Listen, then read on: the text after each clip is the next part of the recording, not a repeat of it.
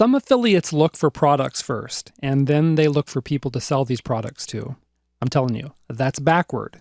Now, what you want to do is find an eager cash-paying audience first, and then simply offer whatever it is they're already buying.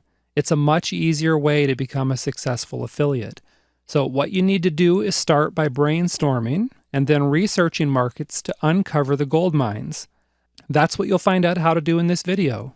Okay, so start just by creating a big list of possible markets for yourself. These might be markets that you're personally interested in, such as markets related to your own problems or hobbies. For example, do you golf? Do you like dogs? Do you want to lose weight? Do you do any bodybuilding? Do you restore old cars? Do you write novels? Do you crochet beer can hats and sell them at the county fair? Well, whatever it is that has sparked your own interest, write it down. Next up, write down the interests, problems, and hobbies of your friends, family, and coworkers. Does Uncle George like dressing in a tuxedo and going out on Friday nights? Does your coworker always talk about hydroponic gardening? Maybe you have a friend that's obsessed with tattoos. These are the sort of things you want to add to your list. Okay? Then next, pay attention to the world around you. Read the news. Eavesdrop on people. Watch reality TV. Talk to hip teenagers to see what's happening. You can get plenty of ideas for potential markets by just opening up your eyes and ears to what's going on all around you. Okay? And here's another idea. This is a way to discover markets and niches you never knew existed. And we'll go ahead and look at it in a little bit more detail. Go to your favorite keyword tool, and this could be Google's free keyword tool, or Word Tracker, or Market Samurai, or whatever else you like. Then go ahead and enter in some general keywords like how to, secrets of, tips for, get rid of, eliminate, get more, articles, books, information, buy, purchase, etc. Okay? You see what I'm saying? When you plop in one of those phrases into a keyword tool, you'll get all sorts of crazy things that people are looking for in the search engines. You can also do this using Google's autofill feature. Just start typing something like how to in Google's search box, and it's going to automatically guess what you want to search for based on what other people have searched for. For example, just type in a very vague search such as how to, and Google's going to spit out all sorts of possibilities such as how to boil an egg, how to kiss, how to tie a tie, how to write a cover letter, how to knit, even how to make French toast, okay? Sure, some of the ideas you'll get will be absolutely worthless to you, but you'll also be turned on to some very good market possibilities, like those who are wanting to learn how to lose weight, or write a cover letter, or write a novel.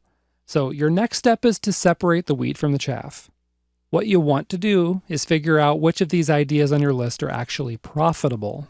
And the way you do this is by snooping around a little bit online. First, you go to Google and run a keyword search for the market, like golf or weight loss or tinfoil tuxedos. Then take the same keyword search and run it through a big marketplace or two, like Amazon.com. All right, what you're looking for is evidence that there's a big, hungry market that's willing and able to buy related products and services. So put on your Sherlock Holmes hat and let me tell you how to spot and recognize this evidence. First, you're looking for evidence that the market is buying products and services. For example, if you run a search in Amazon for weight loss, you're going to get over 200,000 hits. If you check out some of these weight loss products, you're going to see that many of them are bestsellers on Amazon. Taken together, these bits of evidence become a big, blinking neon sign that you're dealing with a huge, hungry market. No pun intended. Now do another search, such as one for mousetrap cars, and you'll come up with just 87 results. That's tiny. Not exactly proof that there's a huge market just clamoring to buy mousetrap cars, kits, parts, or guides. So that's the kind of market you'd cross off your list, because you want a market that's rabidly passionate and willing to buy a lot of products. The second thing you're looking for is evidence that the marketers are willing to spend money to advertise to their niche. That's a big sign that the market or niche is profitable, because smart marketers, as you know, don't flush money down the toilet. So look at the sponsored ads on Google when you run a search. Are there plenty of them? Look at the sponsored ads on Amazon. Look on eBay. Check out classified ads in the back of related publications. See if related websites are filling their ad spots. In short, just follow the money. Go back to the example of weight loss. You're going to see advertisers spending gobs of money online, on TV, in print, and everywhere else to reach their market. That's a sign of a profitable market. Now run a search in Google for mousetrap cars. At the time I'm making this video for you, not a single paid ad shows up alongside the regular search results.